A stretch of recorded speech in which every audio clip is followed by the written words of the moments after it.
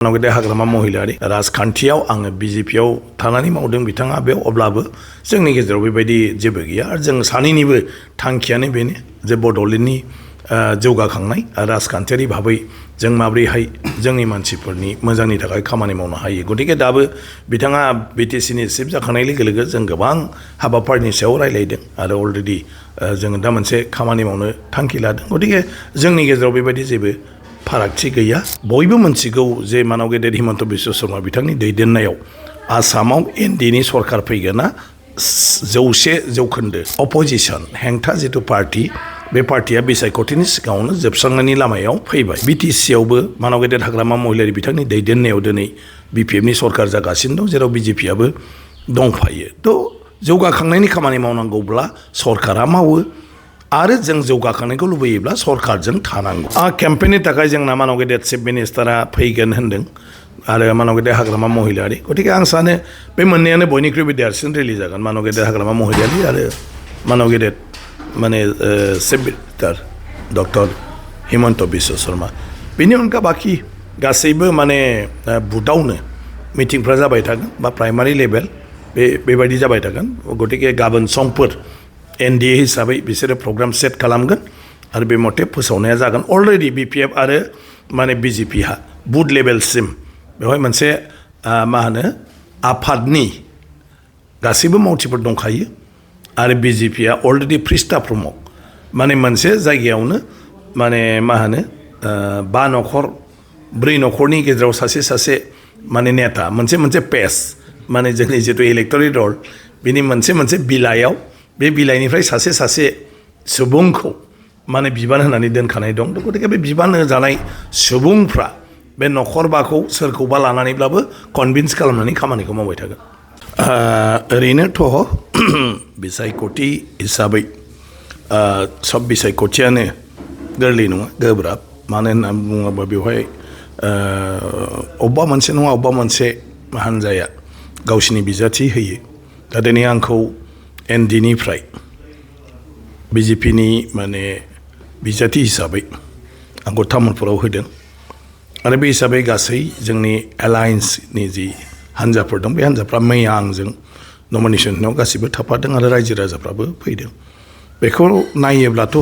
दा एनडिएनिनो मोनसे आबहावा तामुलपुराव जानानै दं आरो बेबायदि जुदि थांबाय थायोबाथ' खुब गोरलैयैनो देरहासार जानो हागोन आरोखि गतिके राजखान्थि बेलायाव जेब्लायबो रायजो राजाफ्रासो डिसिसनखौ लायो अदेबानि रायजो राजाया दानोथ' बुंथ'वा सानसे साननै उनाव बुंगोन थेवब्लाबो मैया रोजा रायजो राजाफोरनिफ्राय हांख्रायनाय लेखा फैनायखौ नुयोब्ला बिसोरनि उत्साहखौ नुयोब्ला आं सानो मा बयबो एनडिएनि फारसेनो दं तामुलपुर बिधान सभा बियाबाव जिहेतु बेबाराव सानै जितु हाइ प्रफाइल नेता बुङो जायखौ बेखौ लानानै गोबां सरसा सोलिगासिनो दं फारसेथिं बिजेपिनिफ्राय नोंथाङा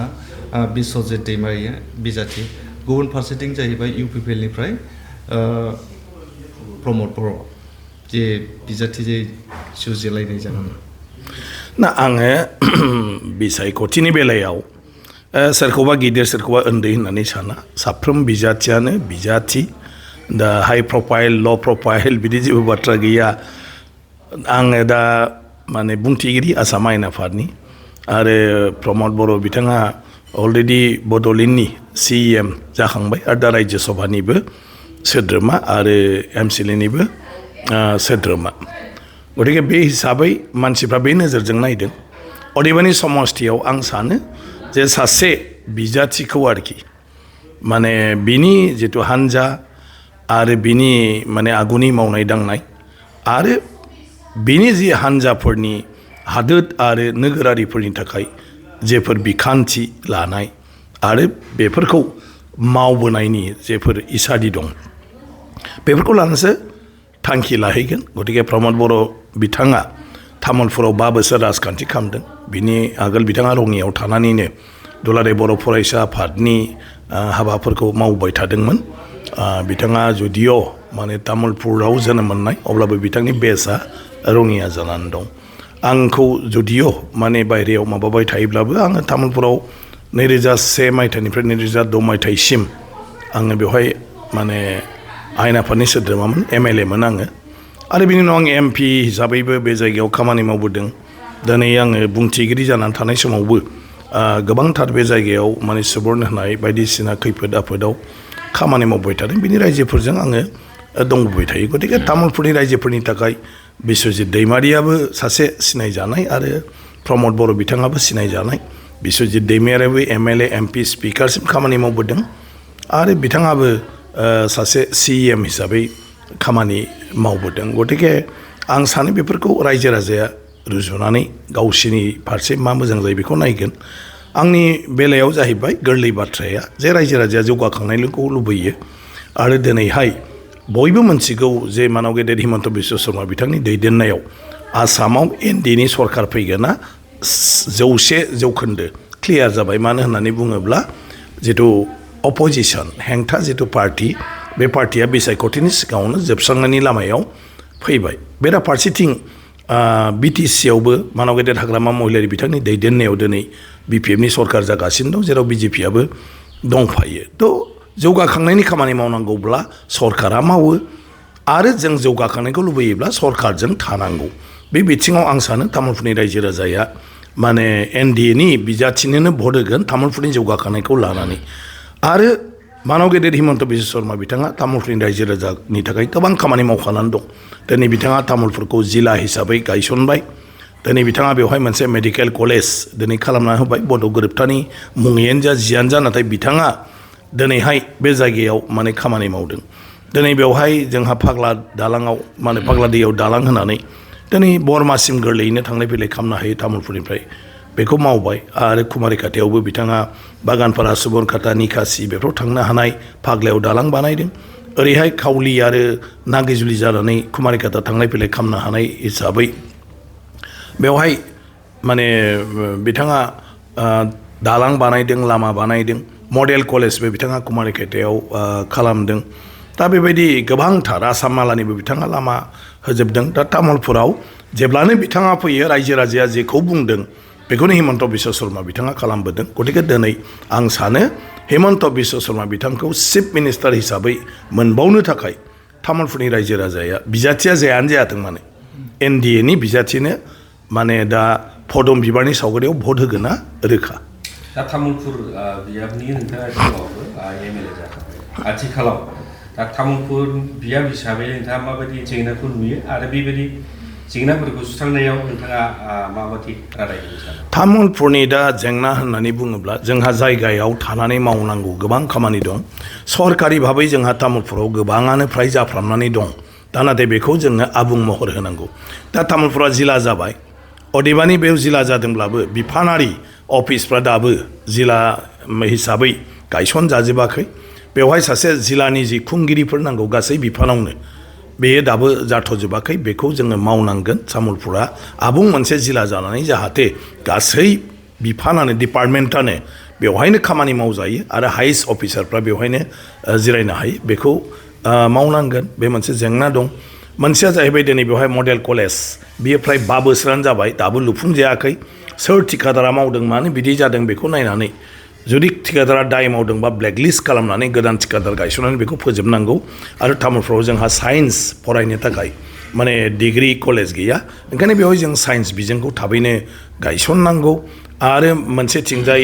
जोंहा तामुलपुराव प्रभिन्सियलाइजेसन कलेज गैया गंसेबो दाख्लै काउन्सिलाइज कलेज जाबाय मानाव गेदेर प्रमद बर' बिथांमोनानो बेखौ काउन्सिलाइज खालामदों जेखौ दाबो प्रभिन्सियलाइजेसननि मर्यादाखौ मोननो हायाखै बे कलेजखौ जों प्रभिन्सियलाइजेसन खालामनांगौ आरो बेवहाय खालि जोङो माने आर्ट्स बा कमार्सल' नङा जासे साइन्सबो जोङो बेवहाय खुलिनांगोन प्लास इन्टिग्रेटेड B.Ed खौबो फरायफानो हानाय खालामनांगोन माखासे मेनेजमेन्ट कर्सखौ जों बेवहाय सोनांगोन बेनि उनाव जोङो फिन माने बेवहाय माब्रै B.Ed कलेज ल' कलेज माने गायसननो हायो बिनि थाखाय आङो गोनांथार होननानै सानदों आरो बेखौनो आं हाबाफारि लागोन आरो गुबुन फारसेथिं जोंहा बेवहाय स्किल डेभेलपमेन्टनि गोबां हाबाफारि लादों अदेबानि जोंहा स्किलनि थाखाय बेवहाय ITI गैया पलिटेकनिकबो गैया गतिके ITI लेभेलनिब्लाबो बेवहाय मोनसे फसंथान जोंनो नांगौ बा सोलोंथाइ जोंनो नांगौ गुबुन फारसेथिं जोंनि लाइमोनफोरनि थाखाय जिथु माने मा होनो एमप्लयमेन्ट माने कर्म संस्थापन माने बिसोरनि जिउखौ माबा मोनसे सुबिदा होनाय बे गोबांथार दरखार आरो बे हिसाबै बिसोरखौ गाइड खालामनांगौ ओंखायनो बिसोरखौ स्किल खालामनानै बिसोर जेखौ हायो केपासिटि दं बेवहाय जाहाथे साख्रि मावनो हायो मोनसेया जाहैबाय जोंनि फरायसाफोरखौ दानिफ्रायनो UPSC APSC आरो ADRE एग्जामनि माने माखासे गाइडखौ होनानै गाइडेन्सखौ होनानै बिसोर जाहाथे जेब्लायबो सांग्रां जानानै ग्रेजुवेट जानाय लोगो लोगो गावबा गाव लाइन लानो हायो बेफोरखौबो खामानि मावनांगौ दं आरो फार्स्टिं दिनैनि दिनाव AI आ माने बिराद मोनसे मा होनो इन जेनेरेल दिनै माने जाखांफुदों जे गासै खामानिफोरखौनो दा डिजिटेलनि गेजेरजों अनलाइननि गेजेरजों मावजोबनांगौ आरो बेवहाय मानसि नङा माने AI खौ जों बोरै एप्लाइ खालामनो हायो बाहायनो हायो बेफोरखौ ओंखायनो जोंनि लाइमोनफोरखौ जायफ्रा फरायनानै दा पासिं आउट जाबाय आरो जायफ्रा कलेज फरायगासिनो दं बिसोरखौ AI आव जों बोरैहाय स्किल खालामनो हायो आरो बिनि थाखाय मोनसे रिसार्च सेन्टार नांगौ AI नि गतिके रिसार्च सेन्टारखौ गायसननानै बे AI नि गेजेरजों जों बबे खामानिखौ मावनो हायो जोंनि फरायसा फरायसुलिफ्रा बेखौ सायख'नानै जोंनि फरायसा फरायसुलिनि थाखाय गोरलै माने मावनो हानाय खामानिफोरखौ जों दिहुननांगौ आरो बिसोरखौ बायदिसिना कम्पानिजों बोरै टाइ आप खालामनानै खामानि मावोब्ला जोङो डलारनि मुङै खामायनो हायो खारन दिनै डलारा गोबां भेलु गोनां आरो आमेरिकान कम्पानि बा नोङो दिनैहाय माने इउरपनि बायदिसिना कम्पानिफोर बिसिनि माने जिथु माने मा होनो बिदिखौ खामानि मावनायनि जिथु वेज मा होनो बिदिखौ मजुरि बे मजुरिया जाहैबाय मिनिमाम $5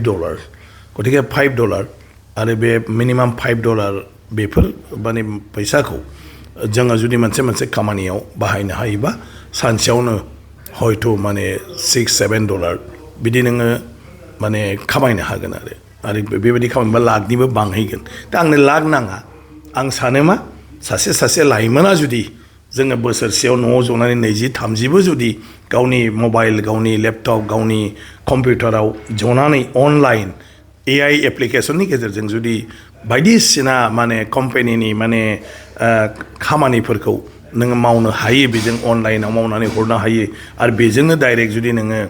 बिनि कस्ट हिसाबै माने डलार खामायनो हायो फैसा खामायनो हायो अब्ला जोङो गोरलैयैनो माने न'आव थानानै जोङो बिमा बिफाजों थानानैनो रां खामायनो हागोन आरो जोंनि मानसिफ्रा रिल टिल बानायनायाव एक्सपार्ट नाथाय जों माब्रैहाय दिनैनि जिथु ट्रेन्ड AI नि बेखौ जों बोरैहाय पारफेक्टलि बाहायनांगौ बिनि नलेज गैया बे नलेजखौ जों होनांगोन BPF निफ्रायथ' आबुङैनो होगोन गासिबो खारन BPF जों आरो BJP जों सिट रानलायनानै गेलेदों आर्मियाबो नमिनेसनाव गासै जोंनि तामुलपुरनि BPF नि दैदेनगिरिफोर थाजोबदों मानाव गेदेर इमानुएल मुसाहारि बिथांनिफ्राय लानानै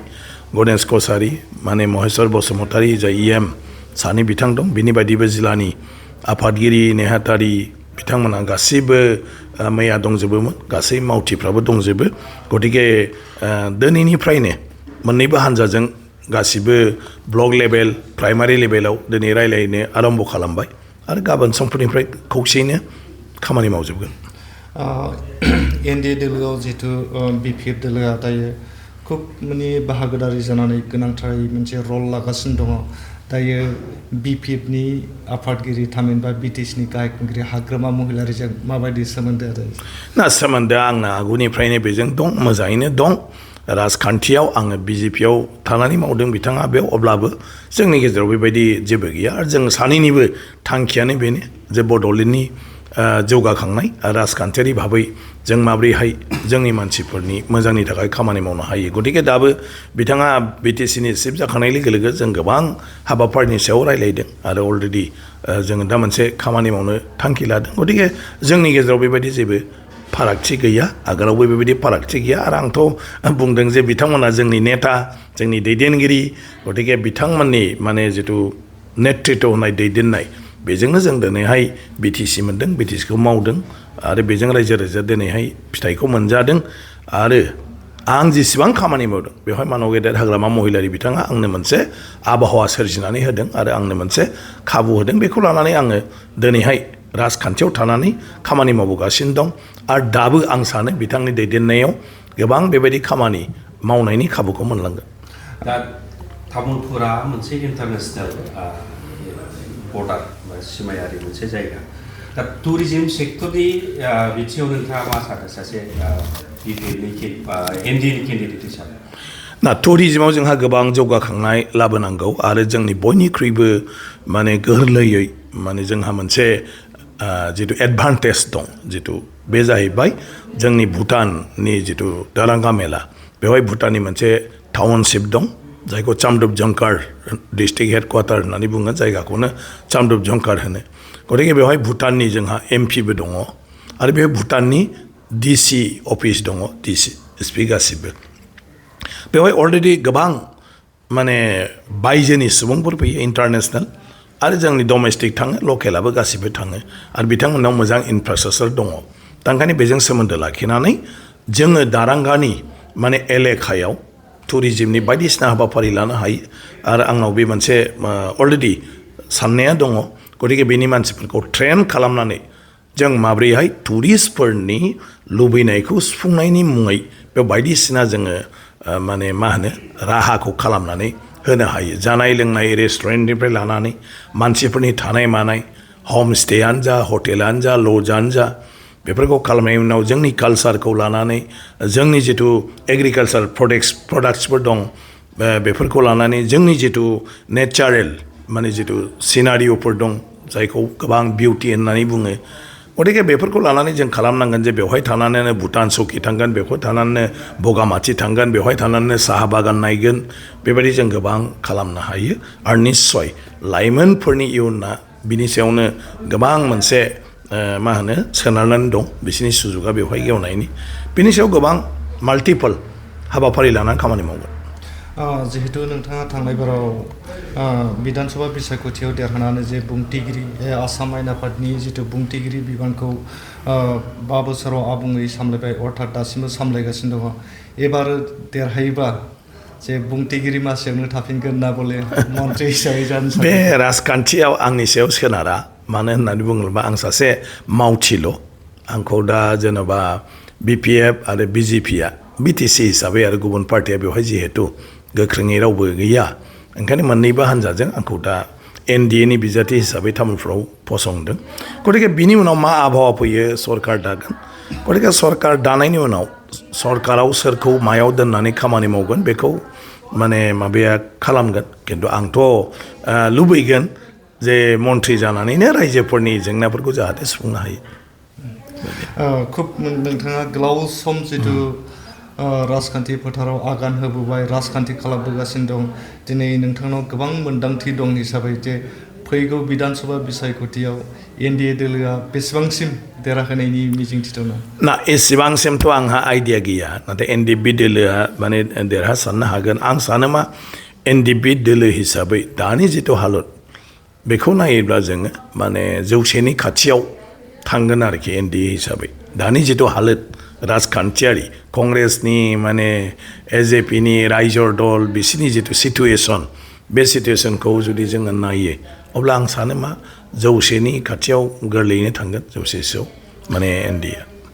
जोबथायाव आं बेखौल' नोंथांनाव सोंबावगोन जे तामुलपुरबासि अर्थात तामुलपुरनि थागिबि नोगोरारिफोरनि थाखाय नोंथाङा बिसायख'थि देरहाखांनायनि उनाव गिबियै मा खामानि मावनो सानदों नोंथां ना आंनि गिबि खामानियानो जागोन तामुलपुरनि जोंनि रायजो राजाखौ लानानै सावरायनाय गासिबो आङो जेंनानि सोमोन्दै मोनथिगौ आरो बे जेंनाखौ आङो सुफुंनांगौनि थाखाय रायजो राजानिबो आंनो मदद नांगौ बे हिसाबै बे गासै हाबाफारिखौ लानानै आङो सावरायगोन गिबियावनो होननायथ' जेबो बाथ्रा गैया गिबियावनो आं गासिबखौबो आखाइ होगोन जोंना जाबाय गभर्नमेन्ट कलेजखौ आं एकदम थाब दिहुननांगौ आंना जाहैबाय लामा माखासे दङ जे घग्रापारनिफ्राय तामुलपुराव हाबनाय लामा बे लामाखौ माने मोजां खालामनांगौ दा आं अलरेडि माने मा होनो बेखौ रिपेयारिं खालामगासिनो दङ आंनो दा नावकाटानिफ्राय माने तामुलपुर कसबारियाव थांनाय बे लामाखौ जेराव मेडिकेल कलेजबो जाबाय दालांखौ अलरेडि खालामबाय थ' लामाखौबो बेखौ खालामनांगौ आंनो नांगौ जे माने तामुलपुराव माने मा होनो कालाकुसिनिफ्राय माजदिया सेसापानि जानानै एकदम बारे खैरानि भुटानसिम थांनाय बे लामा बेखौ जों आसाम माला हिसाबै गिदिरै खालामनांगौ बेफोर लामाखौ कलेजखौ प्रभिन्सियेलाइजेसन खालामनायनि थाखाय जोङो राहा लागोन तामुलपुर जिल्लाखौ आङो लुबैगोन जे 6 दाननि गेजेरावनो गासै डिपार्टमेन्टआ इन्डिपेन्डेन्टलि जाहाथे जों खामानि मावनो हायो तामुलपुरनि मानसिया जाहाथे बाक्सा आरो थांनाङा मुसलपुराव आरो जोंनि गासै प्रजेक्टफोरखौनो जाहाथे डिजाइन खालामनो हायो जोंनि तामुलपुर जिल्लानि मावख'गिरिफोरा गतिके बेफोरनो आंनि मेन बिनि उनावथ' इसोरा जुदि दैबाना लाबोआ अब्ला जेबो गैया दैबाना लाबोयोबा आं सानो मा बिनि मावनांगौआनो आंना 1 नम्बर जाग्रोगोन इमारजेन्सि हयथ' खिन्थु इसोरा दाख्लामथों माने इसोरा एबाराव जाहाथे खुनु बेबायदि माने खैफोद लाबोआ बेखौ आं मिजिं थिदों बाखि बेखौ गारनानै तामुलपुरनि गासैबो जिथु मावनो गोनां दं बे गासिबो प्रायरिटियाव दं आरो बेलेग बेलेग डिपार्टमेन्ट नालाय खेबसेयावनो मावगोन